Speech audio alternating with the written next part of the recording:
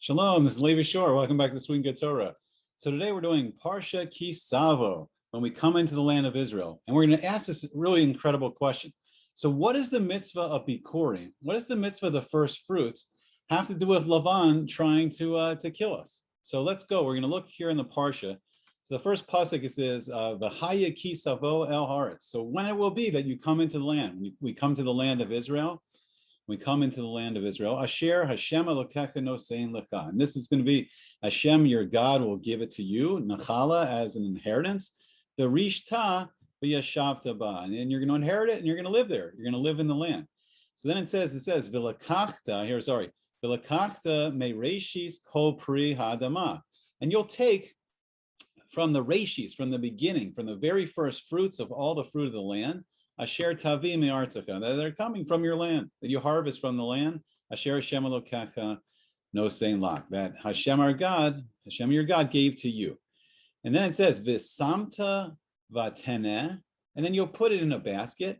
And the baskets were really beautiful. Like sometimes at first they were using these golden baskets, but then some people started to feel bad that the very rich people, the Ashirim, had these beautiful gold baskets. So then I think there was a takana Gezerah just to go to a plain basket, but you could decorate it with all the seven fruits for which land of Israel is renowned. And then you could bring all kinds of other fruits to beautify, make this beautiful fruit platter. And it's this mitzvah of Bikurim, of the first fruits. And then it says you place in the basket, v'halachta el hamakom, and you go to the place. And what's the place? The place is the Temple Mount, the Har HaBayis, in the middle of Yerushalayim in Jerusalem. Where the temple was, the first and second temple was, and Bezrat Hashem, soon the third temple will be. Asher Yivchar Hashem Elokecha. Hashem chose, he chose L'Shakein Shemo Sham. And Hashem, your God, chooses to establish His name, like the name of Hashem, the Yud Hey Vav Hey, the very holy name of Hashem. It will go out from here, and all the world, when they see the temple, when they see the Beis HaMikdash, and they'll know that there is Hashem. They'll know that there is a God. So it's really fascinating. So when we're harvesting our fruits, so every family in the Jewish people is going to have a portion of the land of Israel. Everyone's going to have a huge portion, acres and acres, that will belong to every family. And when you go to your orchards and you see the first fruit, the blossoming, and I believe it's in the month of Nisan, you see that first blossoming, you tie a little color string, you tie something around that tree, around where that blossom is, to remind you that that's going to be the first fruit. And you wait for the fruit to blossom. Now then you take all this fruit. So what are the seven species? Let's see if I can get them all. So there's wheat and barley, there's grapes, there's olives, there's the pomegranate, the fig, and the date. And I don't know if I missed any. I apologize if I missed any. And you bring the seven fruits and the first fruits, and you put in this basket, make it beautiful, and you come to Yerushalayim. I think this is on Shavuot. I think this is the holiday of Shavuot. We did this. And then you give it to the Kohen, and the Kohen waves the fruit. I think he may even wave it exactly like the lulav. He waves the fruit. And then it's interesting. Then we're supposed to say this thing. We say the same thing in the Haggadah on Pesach, on Passover. And we say that it says, my father, it says, Arami Oved Avi. Vayered Mitzrayma, Vayagar Sham. That's very strange. So it's like Arami Oved Avi, like an Arami, which means Lavan, who was the father-in-law of Yaakov. He was the father-in-law of Jacob. I believe in English, Lavan is translated to Laban. I don't know how you. And then his daughters were Leah and Rachel, Rachel, and who married Yaakov, who married Jacob. But then, when Yaakov, he took his four wives, there was also Zilpah and Bilhah, which were maidservants. It's unclear if they were actually sisters of Leah and Rachel and why they had this maidservant status. So it's a very mystical with the four wives of Yaakov. But when it was time, when I think it was Yosef, who was the 11th child, when Joseph was born, Jacob knew it was time to go back to the land of Israel. So he took his four wives and the 11 sons. And Binyamin, you may ask about the 12th son, Benjamin, he was actually born on the way in the land of Eretz Israel. So he was the only one of the sons that was born in the land of Israel.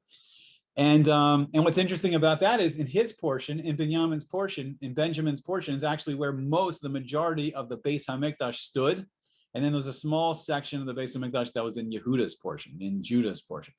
So it says, so we have to say this very strange thing. We bring the first fruits and we say, Arami Oved Avi, like Lavan, who was from Aram, he was an Arami.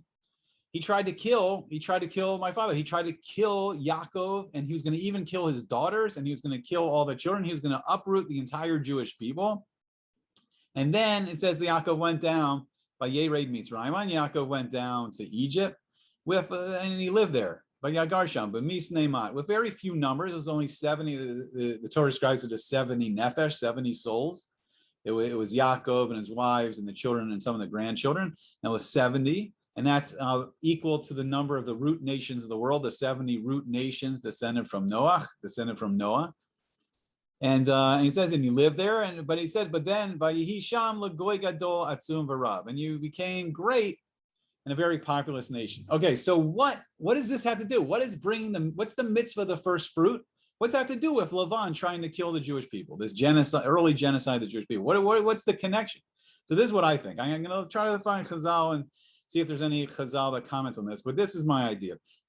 That the mitzvah, so what Chazal generally says is, it's this mitzvah is to teach us Karsa Tov, that we should appreciate the good that Hashem's giving us. Hashem gives land one day, B'ezras Hashem, Mashiach, he's going to send Mashiach, and each family is going to get a portion of land in the land of Israel. And then we're going to have these orchards, and we're going to have crops, and we're going to have animals. And when we come to our orchard and we see the first fruits, we tie a little string around so we know which are the first blossoms. And then we bring this first fruits during the holiday of Shavuot to the temple, to the Beis HaMikdash.